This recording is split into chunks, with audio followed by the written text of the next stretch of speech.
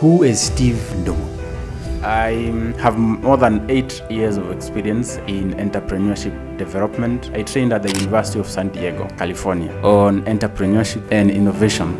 I'm the CEO of 1,000 Startups. It is a program that is helping startups and people who have business ideas to move from an idea to launch and grow into a business. What gap are you able to see that you can be able to fill, with your idea, with this to the point that it was a vision and now it is something that is actually breathing and is alive? SDG number 8, which is decent work and economic growth. Because as we empower more businesses, they create more value for us and for the economy as a whole. As time goes, as the economic growth, it leads to what we call economic development now, where we are now going to SDG number 1, eliminating poverty and all its forms everywhere. Economic development is about now alleviating poverty. It seems that every step in your life, every bit that you're highlighting has led you to the next one. How important is it that you have to trust that process and be part of that process? So welcome, Steve. Thank you. Steve Ndung'u. Welcome to the Beyond Impact podcast. It's wonderful to have you on this particular session. Who is Steve Ndung'u? It's a wonderful question, and thank you for hosting me. My name is Steve Ndung'u, and I don't want to say that my life is an open book. I want to say who I am. My name is Steve Ndung'u, as you call me, and I'm the CEO of 1,000 Startups, which is a program that is helping startups and people who have business ideas to move from an idea to launch and grow into a business that is creating income for them and jobs for other people and generally improving livelihoods of people.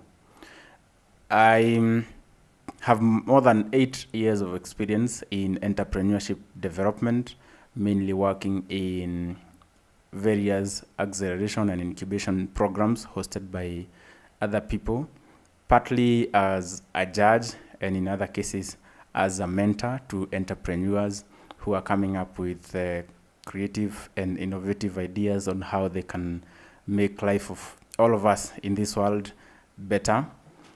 And mainly I have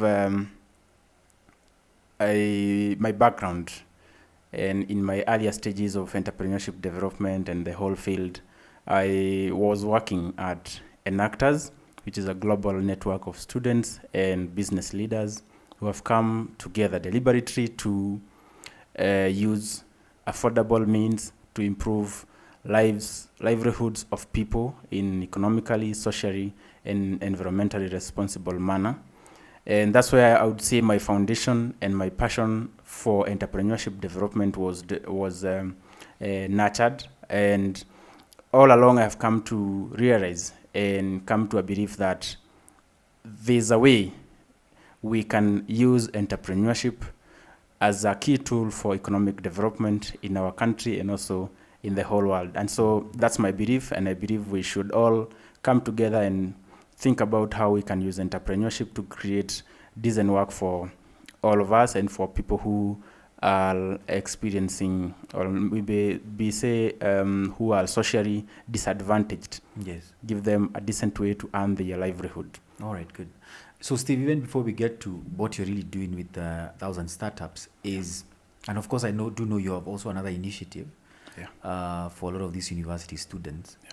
How did Steve get here? I mean, was it how you were raised? How basically that story of a young Steve and the ambition and the focus and the goal and the dreams that a young Steve had, where you grew up. Probably you can share with us that particular journey to what brought you here to this particular moment.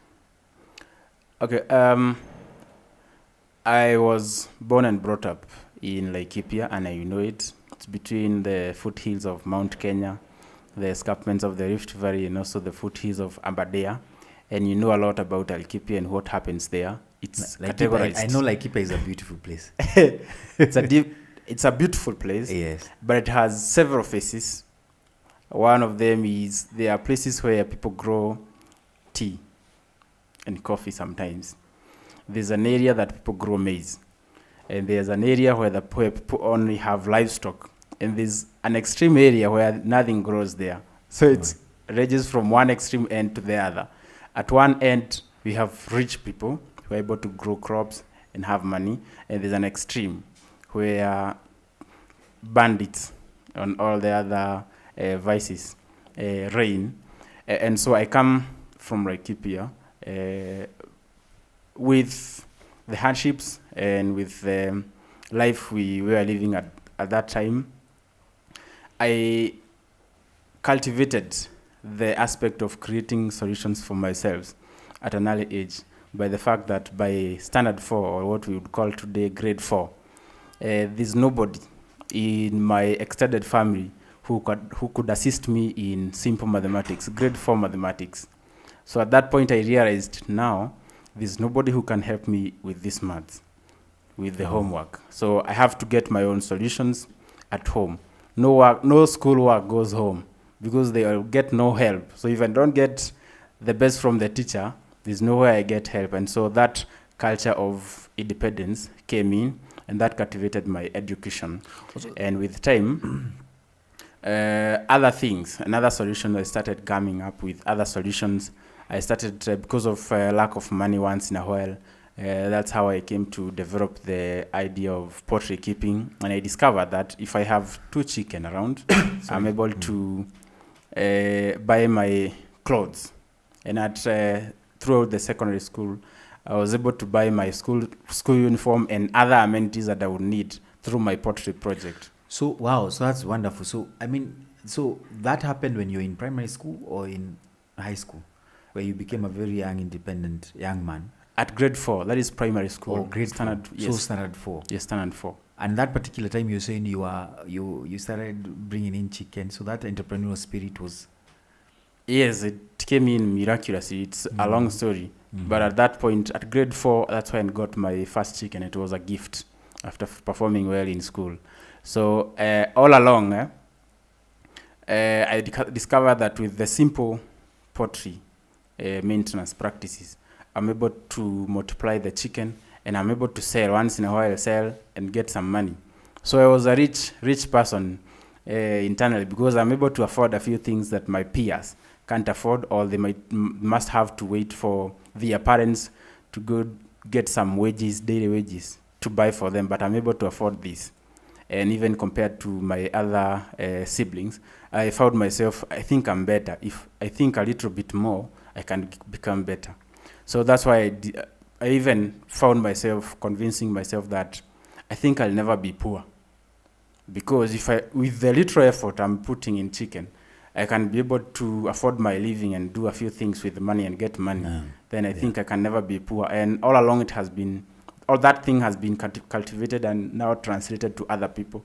I think if people can put a little effort and supported, like I was supported with one chicken, supported a little bit, then people can be able to afford a decent living for themselves instead of waiting to be given.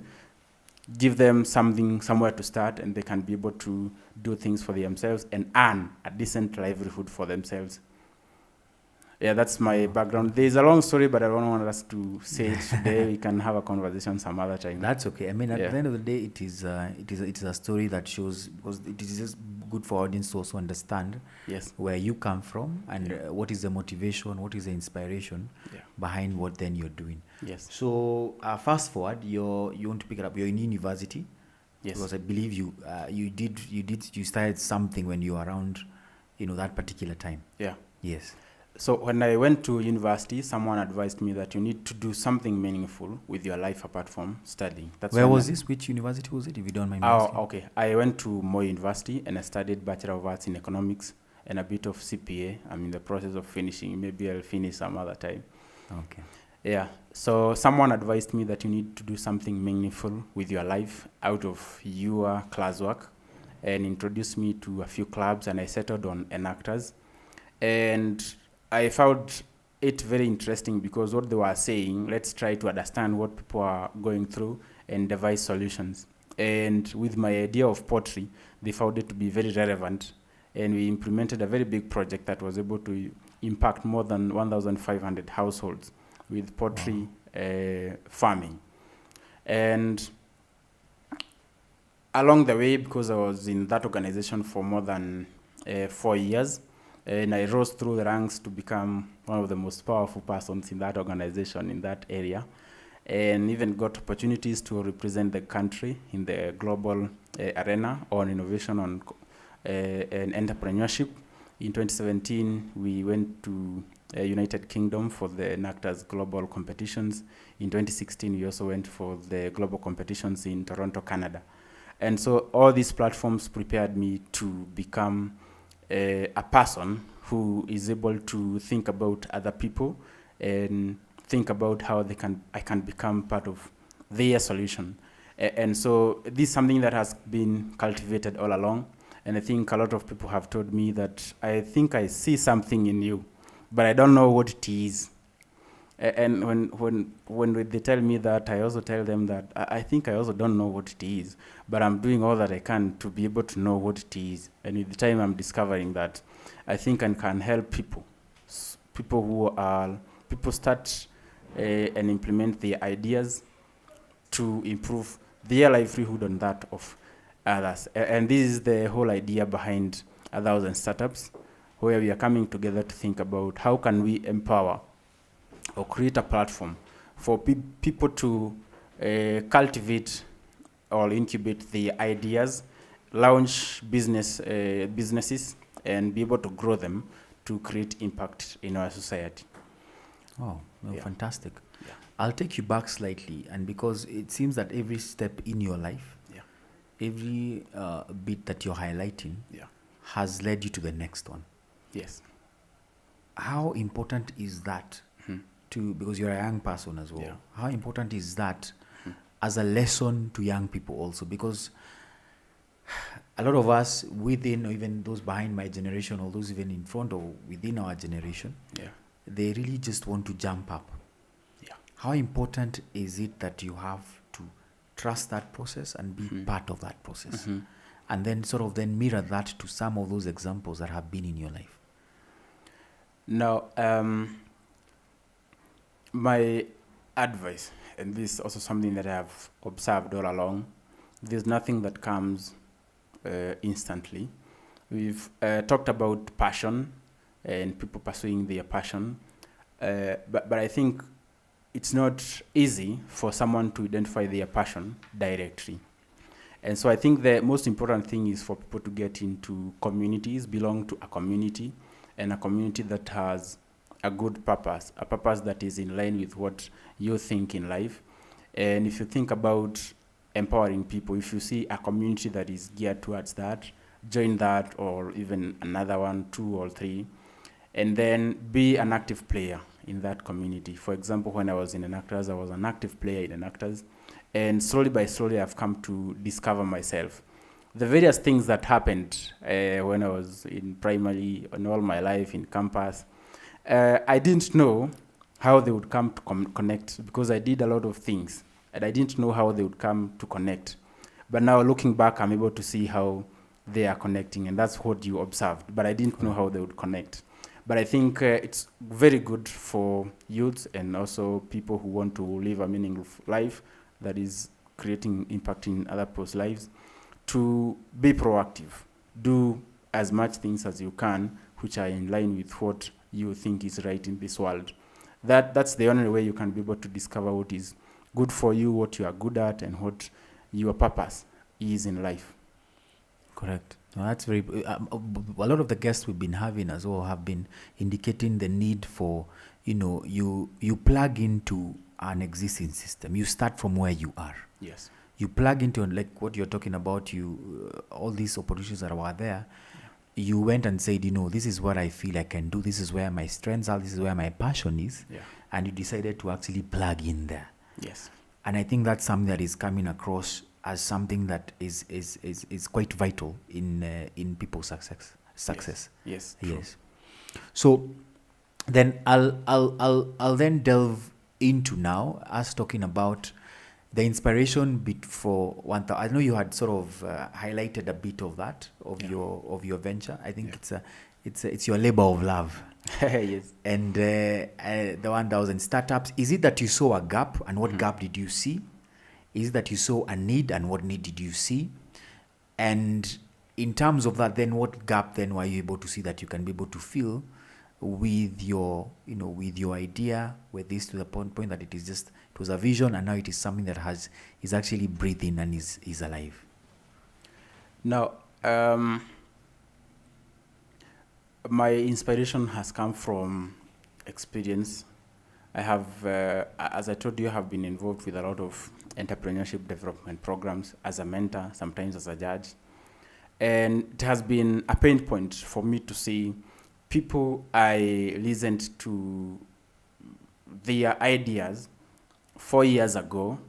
They are coming to me as a judge in front of a panel of judges in which I'm part of, presenting the same idea, and they are saying they are at the prototyping stage. They started prototyping 4 years ago, and they are again here prototyping the same thing. I've seen people move from one accelerator program to the other, one incubation program to the other, and I didn't really understand what's happening. I've also seen people who start businesses within a few months, they are dead. I've seen people who have run business for 2 years, they are dead. And I have even some friends who are running some businesses, not big businesses, but I've seen them get into problems. One of them closed down completely. And when we went to do the post-mortem, the reason why they've reached at the point of I'm closing down now is because they entrusted their business with an employee, another one trusted it with their wives. And it's not that the wives did nothing extraordinary, but they were not able to do things in the right way. For example, bookkeeping. By the time they were realizing that the shop is empty, there's no stock, they have no money in the pocket, and they owe some suppliers some money. At that point, you are stuck because you can't get more stock, and so you have to close down, and you don't have money, you have to close down. So many people close businesses, like that friend of mine, because they didn't do bookkeeping, and they didn't check the maths, regular checking of their maths and their books to see how they are progressing. Because if they would have noticed that the wife has been withdrawing more than the business can supply, then at an early stage they would have been able to stop that. But it's simple things in business that make many businesses to fail.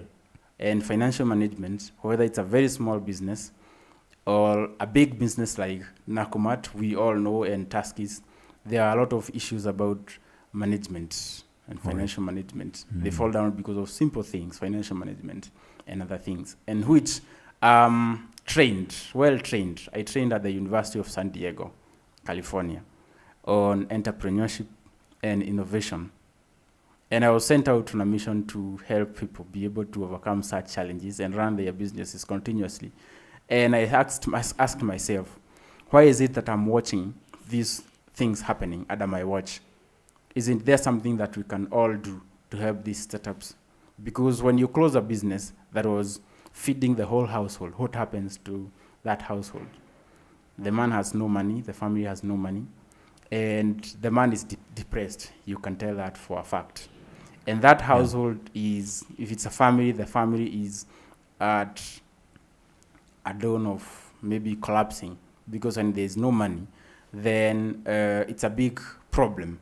So if we can be able to help these businesses stand, then we can be able to help a lot of things, and the economy can become even better because of the small things we can do. That's why we sat together with my co-founder, who is also experienced in marketing, and thought about how can we create a solution for these businesses, a solution that is different from other solutions that are around. We know a lot of incubators and accelerators around. We know some of them, we might not tell exactly how they operate, but most businesses, when you are incubated for 6 months and you are told to go, or maybe you are taught for 6 weeks and you're told go and do these things, then you are left. That's not the right way to help businesses. You need to work with them until the business is sustainable. And that's why we are saying, and we have a commitment to stand by our businesses and ensure that these entrepreneurs run their businesses to sustainability levels, and even at sustainability levels, because we have an arm that makes money, a consultancy, business consultancy, that is able to support any kind of business at any level so that it can grow and continue making profits in the future. Yeah. So Steve, so what I'm getting is that in terms of your need, you're able to look at the gaps that were, I call it like the life cycle of any business. Yeah. You're sort of able to look at those particular gaps. You're sort of then able to look at those particular needs, and then you fill those particular needs. Yes. Because as you're saying, you are tired of going to every other incubation, call or pitch call. Yeah. And you're seeing the same people coming again and saying, oh, and then you're like, okay, 2 years ago, I was probably with you. You are pitching the same idea. Yeah. You are started off, you learned something, but then so what is happening? Yeah. So, but then let me ask you, and in terms of how a person who has an idea to plug into 1,000 startups, Yeah. walk me through. I'm a person with an idea. Yeah. Take us through that particular process to where then they become a member of CEO startups. Do they pay a certain fee? What is required of them? And then now we can go to the aspect where we're talking then about sustainability of 1,000 startups. Just walk me through that particular process. Okay. Yes. So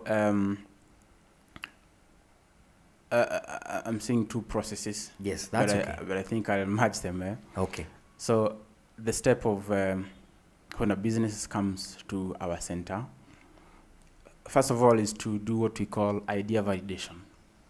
Because sometimes you can implement the wrong idea.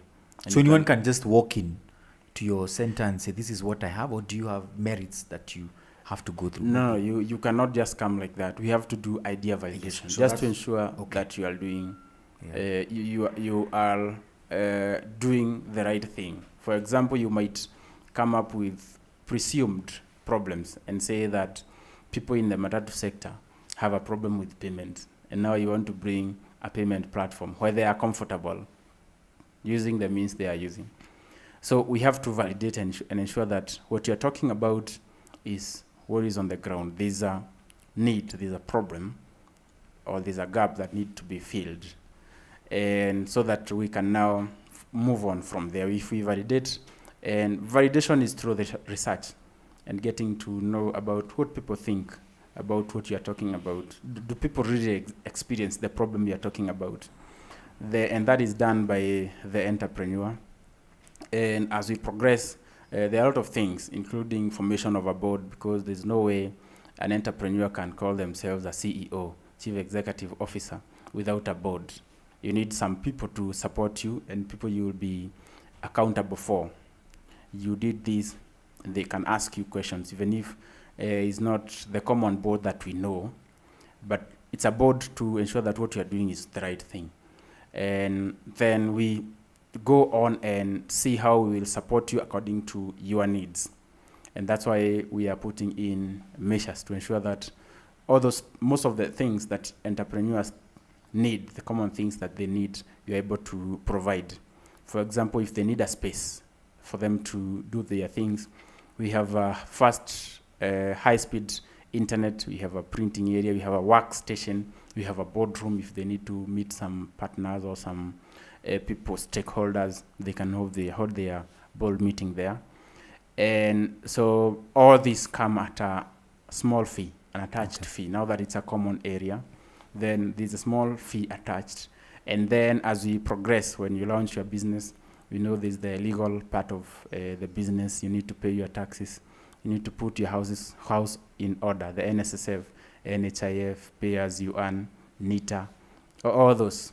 Now, those ones also come at a fee, because we have an accountant in 1,000 startups who will be able to attend to several businesses. That way you don't have to employ an accountant. So such things come at a fee. So we are able to get some little money to sustain us. But all the same, we have other things that come we will have a lot of things that come for free. and maybe through partnerships, we can be able to do a lot of trainings, a lot of design thinking sessions. I have held more than 5 design thinking sessions in Nairobi. Yeah. So we'll talk about design thinking next in terms of Yes. our audiences just understanding what is design thinking. Yeah. And how does design thinking work and why is it very, very important? So we'll discuss that. Yeah. So design thinking and everything that is involved is part of the value add that you give the young entrepreneurs or the young entrepreneur businesses that are coming in. Yeah. Quick question. Do you mind telling us maybe is there a breakdown of like the different costs that are that? Because you're probably speaking to an audience maybe that would want to understand where they can be able to plug in with whatever resources that they have. What are the fees that maybe you charge in that? Is that something that you'd want to talk about on this particular platform? The different fees coming in.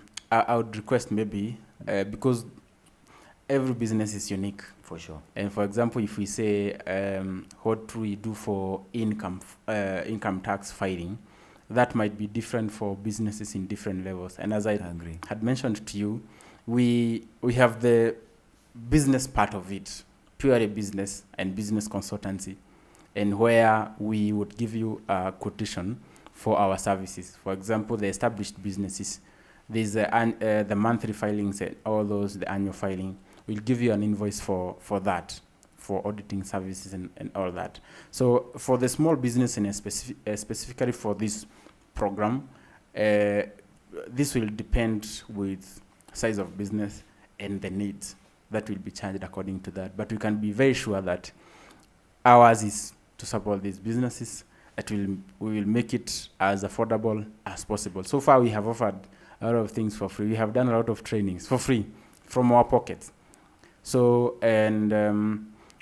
our intention is not to charge most of these things. Is whether if you are able to partner with some people, because most people who are starting don't have the money, don't have almost anything. What they have is that idea, and if you are not able to have some resources to facilitate some of these things, for example, design thinking session, if you don't have money to support that, then it would be very hard. That's why we call in partners and sponsors and people who would be interested in this. We come together. If there's a design thinking session and we want to invite 20 people to participate, young people to participate in the workshop, if we can get partnership to facilitate for the venue and other thing, then that would come in very handy. But at this point, we might not be able to talk about the charges specifically. But I mean, they can approach you and you can be able to tailor something for them and their needs. Yeah. So just a quick one. In terms of the businesses that come in and they come under the roof of 1,000 startups. Yeah. Do these businesses retain their independence as their own businesses who are registered, or they come in and are now? Because of course you're talking about the other things that you have. You have the accounting, you have all those things. So do they retain their independence as independent businesses? I know your plugging in is a support basis for the structure, or how does it work? So ours is I don't know how we would call it, but businesses coming in will remain as they are. As they are. But sometimes, as we progress, because when we talk about supporting small businesses, you can't talk about that without talking about financing. And sometimes you'll talk about how they can be able to fund their ideas. Some of them will come with very promising ideas that only need some little money injection for them to flourish and become big businesses. So that factor will come in. As we progress, we'll be able to attract investors, angel investors. We also have other people who might be coming with money and would like to invest in these businesses. So at that point, the structure of the business might change because they might need to invest the money, and in exchange they get some stake, which is okay. Yes. And in that part, our role is to ensure that this business is not, how would I put it, is not disadvantaged. It's, when you face an investor with millions or billions of money, sometimes they can intimidate you. So to ensure that they are not intimidated as 1,000 startups, because we know how it's supposed to be done, and so that's our role. I would say businesses remain as they are unless we are injecting some capital into the business. Yeah, either are you as 1,000 startups, or either someone who's a VC, venture capitalist Yes. comes in, angel investors are coming in to try and plug into it. Yes. So that's very, very clear. Yeah. All right. So so how many businesses do you have actively right now under 1,000 startups? So right now we have more than 50 businesses that are registered and are waiting to be plugged in. As you know, there are a lot of things we have we are concluding putting together. And right now, because we did the launch yesterday, now a lot of things will be happening as from Monday and going forward. But we have around 10 businesses that have been operating even without 1,000 startups. These are businesses that we have been experiencing with to see what is it that they need and how are we able to support, and whether this entire concept of supporting businesses, whether it works or not. But we have also a community. We have a community of more than 200 people, businesses that have not subscribed, but they are running they are trying to put their things in order and might be able to plug in now that we did the launch yesterday. But all the same, the future is very promising. We are getting a lot of calls. I want to see how I can plug in. I have my small business. Someone else is also a startup enabler. We have a lot of startup enablers who are also trying to talk to us and seeing how can we plug in to make this thing big, because we sold the dream and people actually bought the dream, and they are very eager to see how we can be able to impact 1,000 people, 1,000 businesses. Fantastic. Yeah. One of the values that you're giving your businesses, Yeah. What you have and the ones that who come on board, is something that you seem to be very, very passionate about, which is design thinking. Yeah. Steve, what is design thinking, and how important is design thinking to businesses? Now you have gotten into a very interesting topic. Yes. And it's a tool that I have come to discover is very useful. It's not a very new tool, but it has been used by the elites to develop the cutting edge businesses like Google, Facebook, Amazon, and the rest. But design thinking is a tool we would say human-centered tool for designing solutions for people. Solutions for people. So when we say solutions, there must be a problem. So people have a problem, or there's a gap, and you are trying to discover what this gap is, because you can't solve a problem when you don't know what the problem is. And so you must be able to describe what the problem is, and then go ahead to think about what other people have done that are the same, and then you can be able to now try to come up with solutions, a list of solutions. In this case, when we have a design thinking workshop, we are allowed to think sometimes even wild. Think as much as you can, have a list of solutions for the problem, and then you shortlist a few which you think could be the best or could offer the most impact. And then those ones you go and prototyping from the top, the best you see, this is the best. You prototype that one and then test it with the market. Take it to real people, tell them to use it, and then you can be able to know whether it's serving the purpose or not. So design thinking is that process of solving a problem, from discovering the problem up to the point of you test the solution, and then when it's what you think is the best fit for that problem, then you launch it as sometimes as a product for the people. Tell them, you people, you told me you have been having this problem, this is the solution I'm offering. And at that point, you don't expect them to ask you many questions. Okay. And maybe if there is any question, is about how you are going to use it, because you have already discovered they have a problem, and what you're offering is something to fill in the gap. So it comes in very well. Now, in terms of businesses, there are two sets of businesses. There are people who solve real problems. Yeah. And these are the problems that, these are the businesses that don't have difficulty even running, because you are giving people what they want. And so there's no conversation there. The next conversation would be how much. And you tell them it is a match. And the business is very fast. And people are happy because you have offered a solution to them. So the entire process of discovering the problem is what we call the design thinking, and it's a tool that has been used globally, and it's very good, and I think people should adopt it, those who haven't.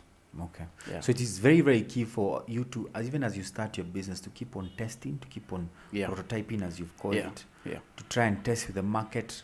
At the end of the day, nothing is perfect. You're always improving your idea to the best it can be. And I think that's, as you said, that's what design thinking then is about. And in addition to that is, as you, I think as you said, it's a continuous process. At some point when, and I think this should be, design thinking should be regular.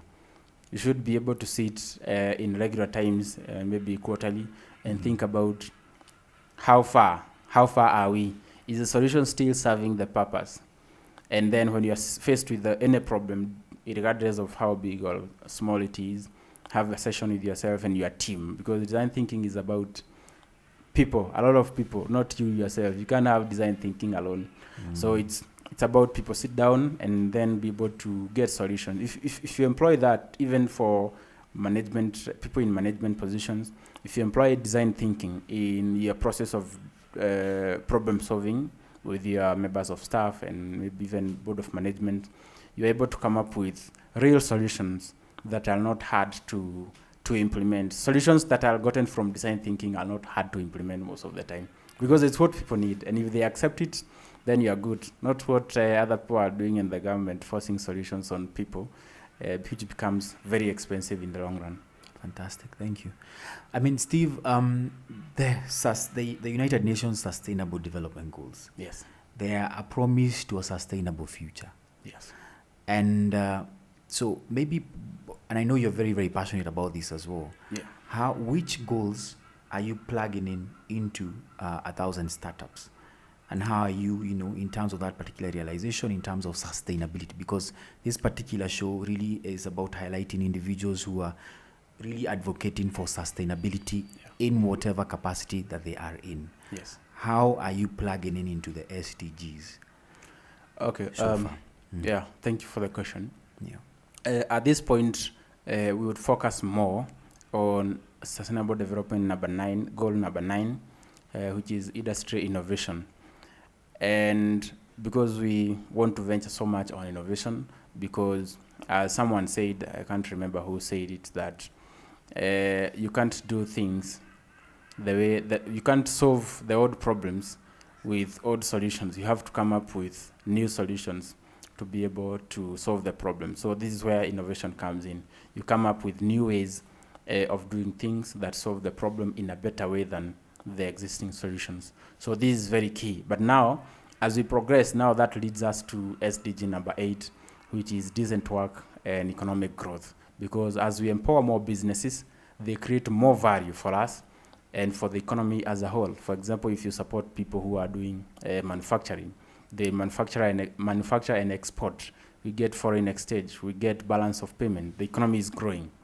And as we progress, as the economy grows, as we know, it's not usually not instantly, but as time goes, as the economy grows, it leads to what we call economic development now, where we are now going to SDG number, I think it's 1, poverty, eliminating poverty and all its forms everywhere. Yes. Economic development is about now alleviating poverty.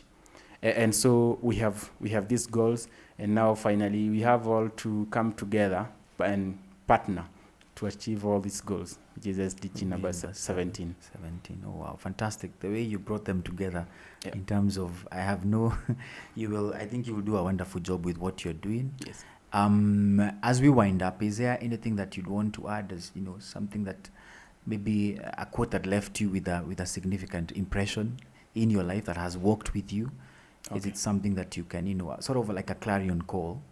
Is it something that you'd want to just maybe that has been in your mind? Okay, I'll do 2. One is, you at some point in time you have helped someone to do something. Told them that now, as I was given a chicken to start my pottery business, at some point in time, the community is becoming more compassionate, and you give someone something to help with themselves with their lives. Somebody, you might also have offered someone something and told them, now support your business with this, no matter how big or small. So there's something that is developing, and it's growing into something else that we didn't know. We know about venture capitalists and angel investors from outside the country, from US, who offer millions and billions of money.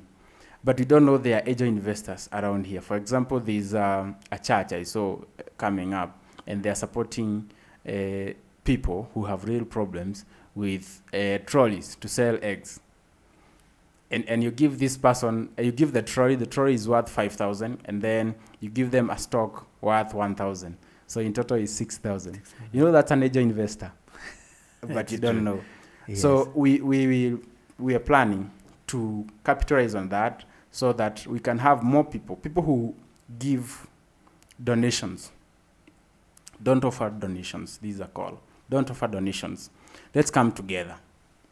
You have a person you want to support in their business. You want to support in their life.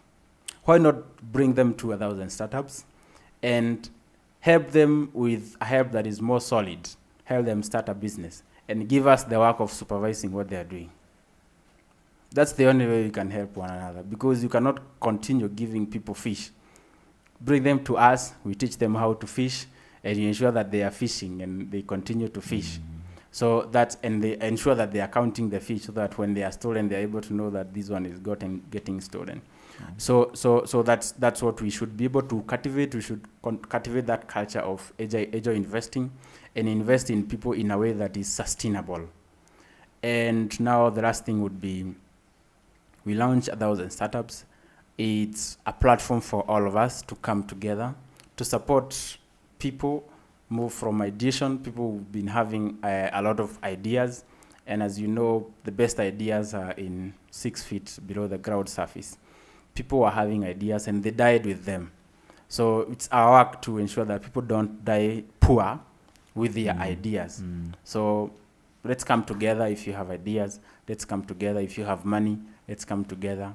If you have anything that would plug into our system to be able to support people to move from an idea to a full business that is able to improve livelihoods of people, then this call is for you. Let's come together.